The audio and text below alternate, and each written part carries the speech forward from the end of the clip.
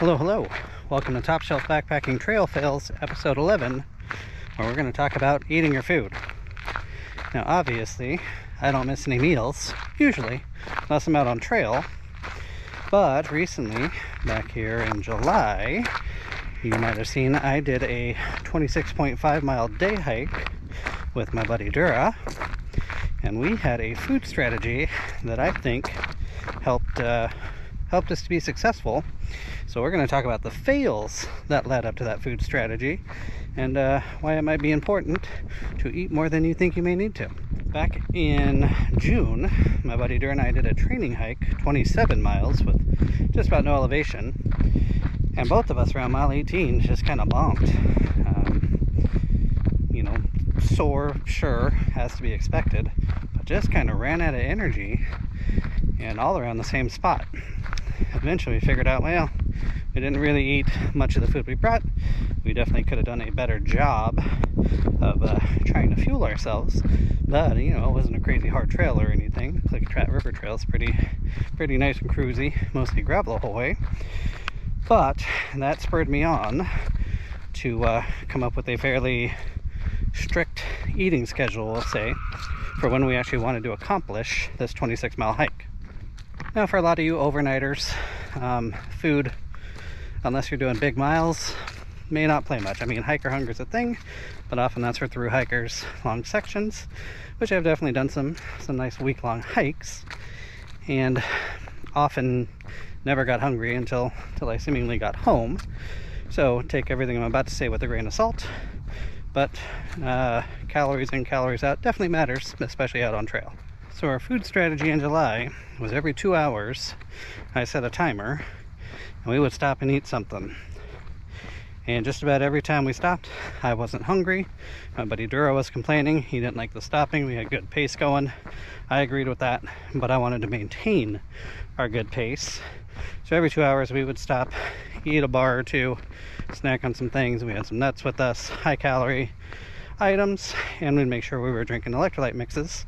Since it was July, temps were actually kind of mild, but hot enough. You want to make sure you're replenishing well. And then at our turnaround point, we ate a repack, rec pack. So we had a nice kind of 700 or 800 calorie lunch, if you will, to fuel us on trail. So it wasn't just the training hike that made me decide that we wanted to be fueling frequently on that. Back in 2019, I hiked a section of the PCT, did the Timberline Trail around Mount Hood and then south to Mount Jefferson.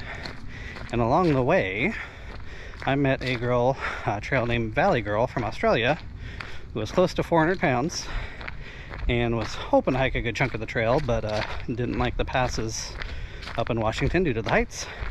So she had skipped down to Timberline Lodge, got dropped off by a friend from Portland, and was heading south. So I spent a few days hiking with her. We definitely dialed in her gear a little bit.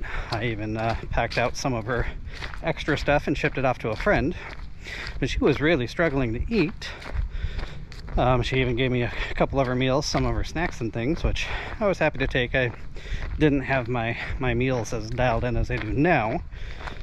And unfortunately, following up with her after I was just out for a week, it wasn't but a few days after we kind of parted ways that in the desert down by Bend, she ended up getting off trail, sick, dehydrated, ended up in the hospital, getting fluids and stuff, kind of emergency room situation.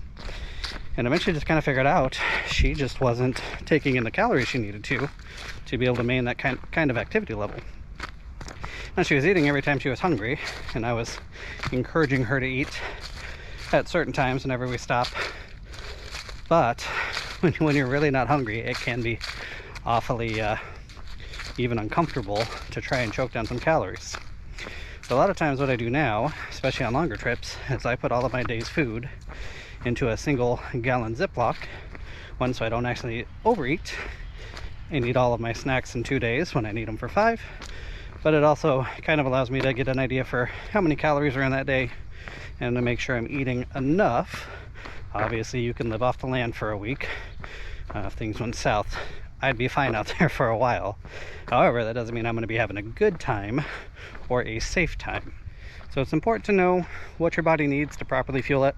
Some of it comes with just time, experience out there on trail. You always want to try to err on the side of more food than less. If you're packing lightweight meals, you know, if you walk out with an extra pound or two of food, not the end of the world. But it's not just the hunger, it's kind of the bonking, and the physical performance can greatly be affected. So don't fail on trail like me. Don't pack food and not eat it. When you know you need the fuel, eat the food you brought, plan accordingly. There are some tools out there to help with coming up with how many calories you may need to be packing. I'll try to put one down in the description there that I've heard good things about. But just know that, yep, you're exerting yourself. You don't need to replenish your electrolytes and everything. You do need calories.